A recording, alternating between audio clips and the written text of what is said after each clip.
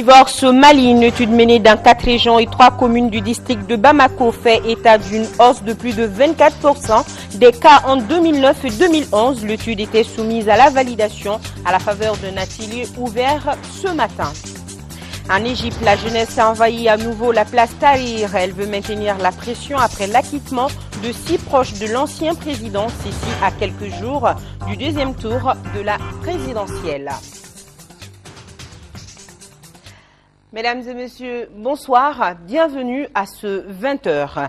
Le Premier ministre Dr Cheikh Modibo Diarra poursuit sa visite après le Bénin hier où il s'est entretenu avec le président Yahi Boni sur les perspectives de la gestion sécuritaire au Mali. Il participe aujourd'hui à Lomé au Togo à la 16e session ordinaire de la conférence des chefs d'État et de gouvernement de l'UEMOA, l'Union économique et monétaire ouest-africaine. Au menu de cette session, les questions de paix, de sécurité, de VIH-Sida, mais aussi du développement des chantiers de l'intégration africaine. C'est notre pays, le Mali, qui assure la présidence du Conseil des ministres de l'Union et c'est à ce titre que le ministre de l'Économie et des Finances, Tchenan Koulibaly, a fait le point de la situation d'ensemble de l'Union en 2011.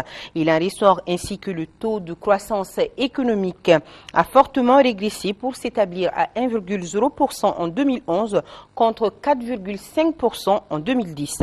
Nous y reviendrons dans nos prochaines éditions avec nos envoyés spéciaux Sidiki Dambélé et Abdul Salam Bambara. Et on vous le disait, le Premier ministre Dr Cheikh Modibo Diarra était hier à Cotonou au Bénin, une visite au cours de laquelle le Premier ministre a longuement échangé avec le président béninois Dr Yahi Boni, président en exercice de l'Union africaine. C'était sur les stratégies à mettre en place pour permettre au Mali de reconquérir la partie du nord de son territoire et déjà à l'aéroport avec son homologue béninois et face à la presse, le Premier ministre n'a pas exclu l'option militaire si le dialogue montrait ses limites dans la résolution de la crise sécuritaire au nord de notre pays. Sidiki Dambélé, Abdul Salam Bambara sont nos envoyés spéciaux.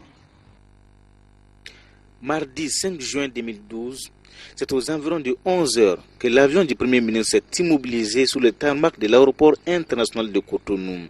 Il a été accueilli à sa descente par son homologue béninois, Pascal Irénée Koupaki.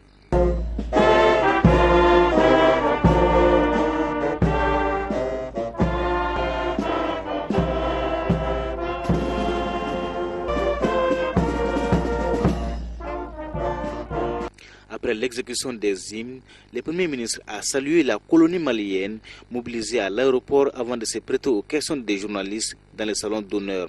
Le sens de sa visite, c'est un devoir de reconnaissance, dit-il, en faveur du président béninois, président en exercice de l'Union africaine, pour tous les efforts qu'il déploie en vue de la résolution de la crise sécuritaire au Mali. Mais à Cotonou, Dr Cheikh Modibo Diarra est venu discuter également des perspectives de gestion de cette crise. Mais évidemment, la reconquête de l'intégrité territoriale du Mali, pour cela, nous ne mettons aucune limite. Nous commençons évidemment, comme je l'ai dit, avec le dialogue et, si nécessaire, nous passerons par la force. Ce qui est certain, c'est que l'objectif de cette reconquête est surtout l'objectif de renforcer la paix et la sécurité dans notre sous-région. Est un objectif, c'est l'objectif principal. Et toutes les mesures et toutes les dispositions et toutes les actions que cela va demander sont des actions que nous serons prêts à entreprendre. Et à ces jours, personne n'est inculpé pour l'agression physique contre le président de la République par intérim, Djonkouda Traoré. La justice malienne ne veut pas aller trop vite, mais une information judiciaire est ouverte contre X pour tentative d'assassinat. Déclaration du ministre de la Justice, garde des Sceaux, Malik Koulibaly. Les enquêtes, selon lui, sont en cours. Une 50aine de personnes ont été interpellées. Parmi elles, 3 sont sous mandat de dépôt pour troubles à l'ordre public. Je vous propose d'écouter le ministre de la Justice. Il est interrogé par Yaya Konaté. Il est bon de savoir et de rappeler que l'agression d'un homme citoyen lambda est déjà un acte grave, que l'agression d'un chef de l'État, un président de la République par intérim, parce que ayant été investi par la Cour suprême, est un acte très grave mais que surtout, de par notre culture, l'agression d'un homme de 70 ans est un acte extrêmement grave. Absolument. Devant cet état de fait, le gouvernement et les autorités judiciaires de façon générale ne pouvaient nullement rester de marbre. C'est pour cela que nous avons instruit aux unités d'enquête de mener avec toute la sérénité qu'il faut, sans passion, les enquêtes pour pouvoir démasquer, identifier les personnes qui ont pu poser cet acte-là et les traduire devant les autorités judiciaires compétentes. Ceci étant, au jour d'aujourd'hui, il y a beaucoup de responsabilités à situer. La première responsabilité à situer, c'est peut-être ceux qui, par leurs paroles ou par des actes, ont inspiré l'acte d'agression. Il y a aussi à situer la responsabilité de ceux qui matériellement ont commis l'agression sur la personne du président de la République par intérim. Enfin, il faut situer la responsabilité de ceux qui auraient pu empêcher l'agression mais n'ont rien fait pour l'empêcher. Qu'est-ce qui a été fait jusque-là? Des interpellations, des auditions? Qu'est-ce que vous avez fait jusque-là dans ce dossier précis? Merci bien. Au cours de l'enquête, une cinquantaine de personnes avaient été interpellées. Au jour d'aujourd'hui, nous avons 3 personnes qui sont sous mandat de dépôt.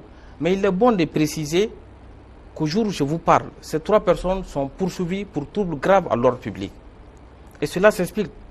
Cela s'explique en ce sens que ce sont des gens qui ont été retrouvés, découverts à Koulouba, sur les lieux de l'agression. Mais rien n'indique à ce jour qu'ils ont personnellement pris part à l'acte d'agression. En procédure pénale, il faut éviter ce qu'on appelle une inculpation hâtive.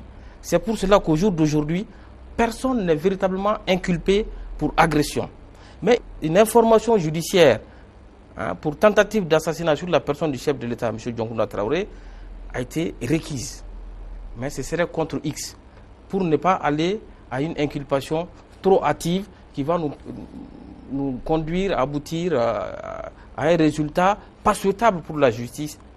À quoi est-ce qu'il faut s'attendre dans les prochains jours par rapport à l'évolution de ce dossier justement? Nous avons instruit aux unités d'enquête d'approfondir l'enquête. Pour la simple raison que des images ont circulé. Des gens ont paradé à Koulouba. Nous sommes dans un pays où tout le monde se connaît. Au besoin, procéder à l'appel public à témoins pour identifier les personnes, qu'on ne puisse s'en prendre qu'aux vrais auteurs et qu'aucun innocent n'ait à pâtir des procédures en cours. Nous y verrons. Et la suite de cet entretien à suivre dans notre émission, l'invité de la semaine demain après le journal. Le ministre de l'Administration territoriale, de la décentralisation et de l'aménagement du territoire a visité ce matin le centre de traitement des données du RAVEC à Korofina en commune 1. Par cette visite, le colonel Moussa Senko Koulibaly a voulu s'enquérir des conditions de travail des agents et du fonctionnement du centre. Une visite au terme de laquelle il s'est dit très satisfait. Nous l'écoutons au micro de Bourama Traouri. Cette visite, comme les visites précédentes, s'inscrit dans le cadre de la prise de contact avec tous les services, directions ou autres qui sont rattachés au ministère de l'Administration. Il s'agit de voir avec les responsables de ces services quelles sont éventuellement les actions urgentes à entreprendre pour éviter toute rupture dans le fonctionnement normal de ces services.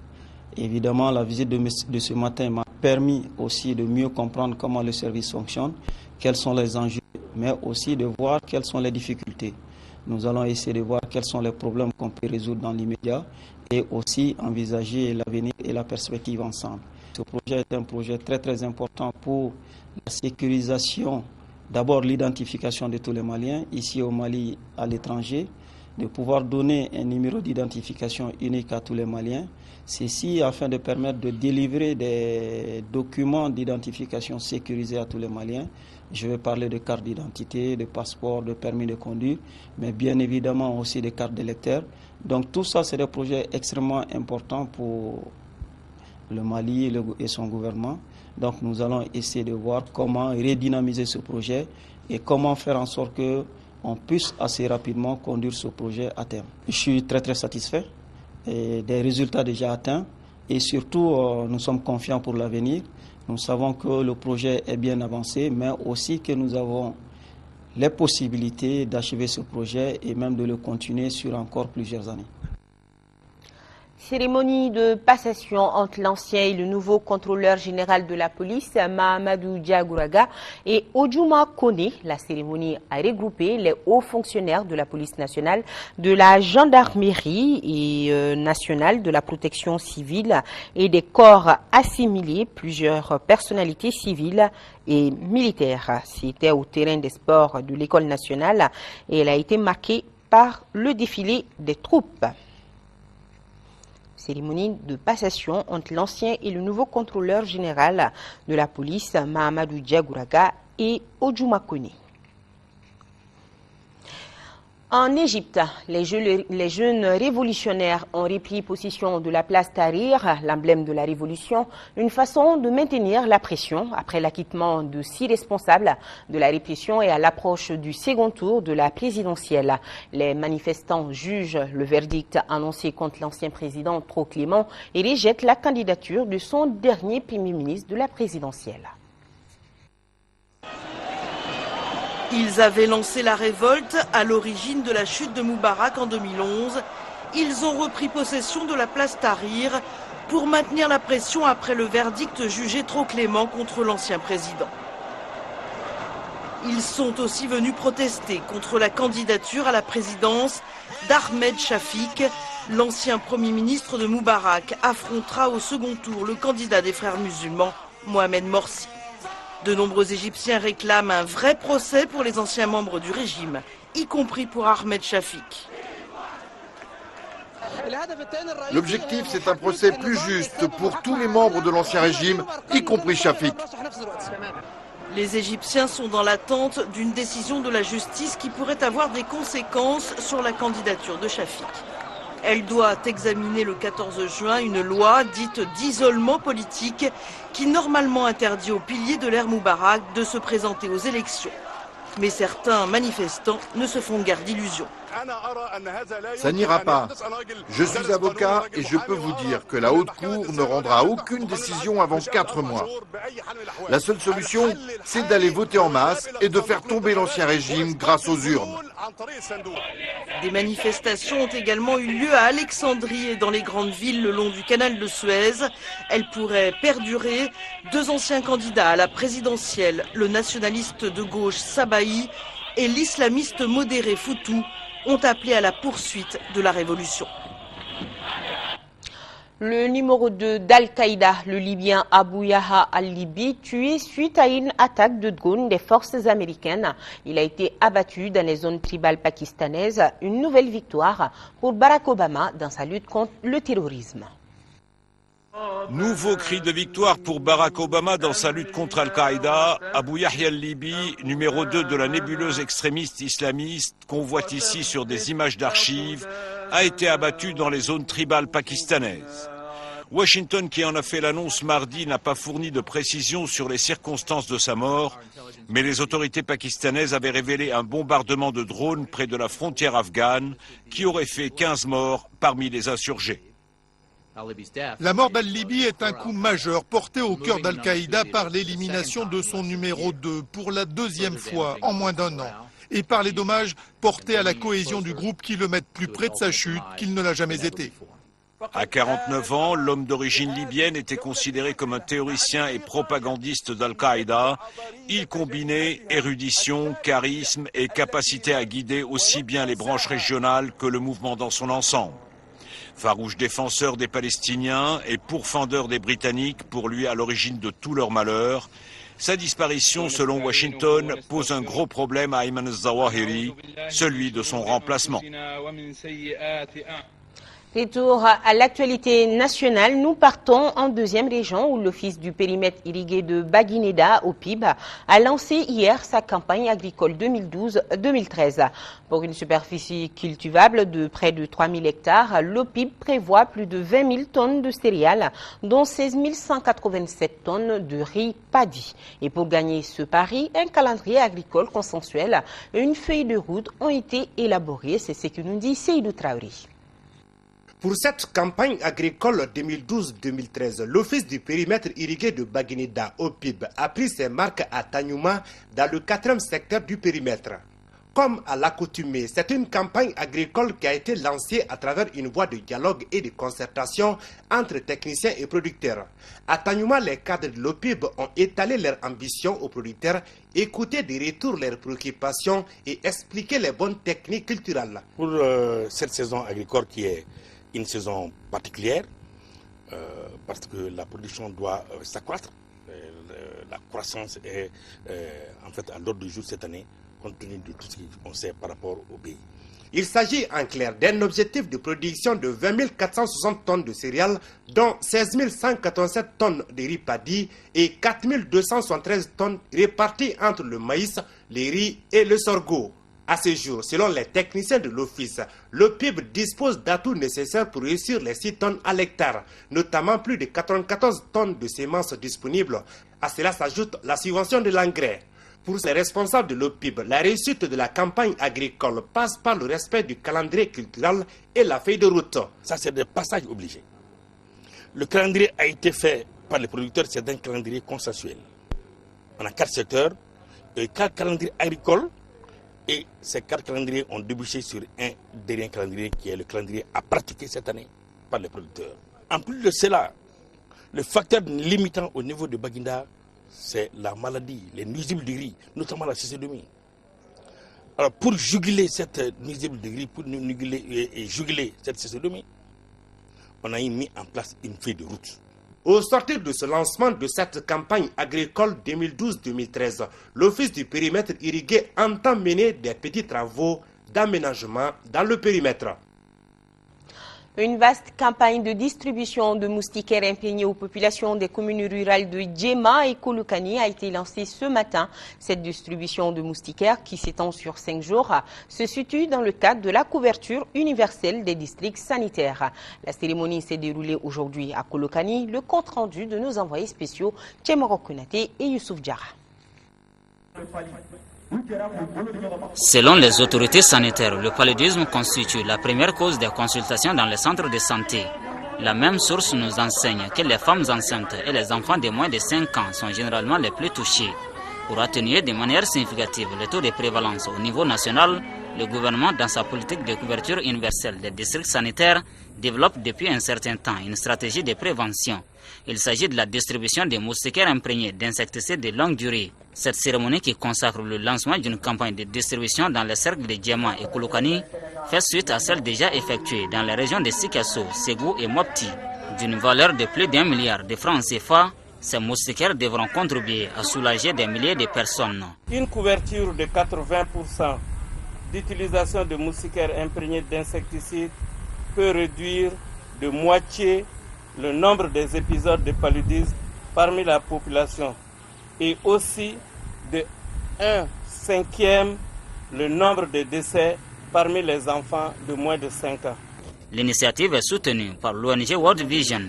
Pour mener à bien la campagne, plus de 43 millions ont été déboursés. Nous avons signé un accord cadre avec l'État du Mali, prenant ainsi l'engagement de nous tenir aux côtés de l'État malien pour l'accompagner dans ses programmes et les priorités définies. En plus des pertes en vies humaines, le paludisme, réduisant l'activité des hommes durant plusieurs jours, affecte l'économie en diminuant le produit national brut et entrave la scolarité des enfants et le développement social. La cérémonie de lancement de l'opération, qui s'étend sur 5 jours, a été marquée par un sketch de sensibilisation sur l'importance de la moustiquaire imprégnée et la prestation des Tcheblenja du Bélédougou. Je vous le disais dans les titres, la problématique du divorce au Mali était au cœur des débats aujourd'hui au centre Awa Keïta. C'était à l'occasion d'un atelier de validation de l'étude sur ce phénomène qui gagne du terrain dans notre pays. L'étude fait révéler une hausse de plus de 24% des cas de divorce dans 3 communes du district de Bamako et 4 régions de l'intérieur en 2009 et 2011. Le ministère de la Famille, de la Promotion de la Femme et de l'Enfant, en collaboration avec le projet de renforcement des capacités des organisations féminines du Mali, tentent de trouver des solutions pour endiguer le fléau. Salimata Ndao, reportage. Au Mali, comme dans beaucoup d'autres pays, le mariage est considéré comme un rite incontournable, la seule façon légitime de fonder une famille. Cependant, force est de reconnaître qu'aujourd'hui, bien des facteurs ont bouleversé ce lien sacré.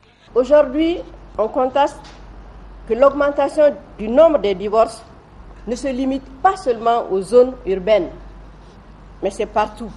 Il s'agit bien d'un phénomène de société qui transcende les questions culturelles, économiques, de statut social ou de niveau de développement d'un pays. L'étude a été menée dans les régions du Caille, Sikasso, Mopti et Gao et dans les communes 2, 4 et 6 du district de Bamako. Elle a démontré qu'en 2009, 852 cas de divorce ont été recensés contre 1128 en 2011.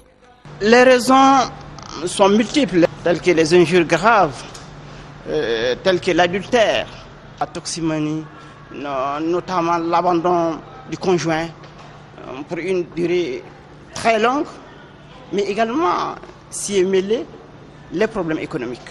Entre autres solutions, nous avons pensé qu'il fallait renforcer les bonnes pratiques qui consistent par exemple à préparer minutieusement les futurs époux au mariage, à leur donner la bonne information au niveau de la célébration du mariage et également à les accompagner dans leurs premiers pas au niveau de la famille par des personnes expérimentées. Les résultats de l'étude sur le divorce au Mali, une fois validés par les participants, viendront renforcer les différentes politiques mises en œuvre par le gouvernement afin d'assurer le bien-être de la famille, socle d'un développement économique, social et culturel. À présent, ce fait divers, le commissariat de police du 1er arrondissement du Ségou, après une plainte déposée pour vol de moto au marché Château, a mené des investigations qui ont abouti à l'arrestation de ces bandits. Leur butin était composé de plusieurs motos et divers objets de Ségou. Les précisions de Fousseini Samaki. Ces 3 malfrats, dont 2 Maliens, Cheikh Sissé et Mamadou Fofana, sont en compagnie d'un Sénégalais, Ibrahim Ndiaye. C'est suite à la plainte d'une victime dont la moto Jakarta a été volée au marché Château de Ségou que la police a mené des investigations qui ont abouti à leur arrestation dans la nuit du lundi 4 au mardi 5 juin 2012 à Ségou. Leur butin est important. 14 motos Jakarta, une moto royale, un téléviseur, un DVD et tenez-vous bien, une tenue militaire correcte et divers objets. Un groupe de 3 personnes spécialisées dans le vol d'engins à Deourou. En fait, tout est parti d'une déclaration de vol d'une dame ayant été victime de vol de sa moto Jakarta. Elle s'est mise à tourner un peu en ville afin de retrouver sa moto. La chance aidant, elle est tombée sur la moto qui était avec un jeune homme au niveau de la cité Comatex. Immédiatement, elle s'est dépêchée auprès de nos éléments qui étaient au poste de contrôle de la Comatex sur la route de Margala.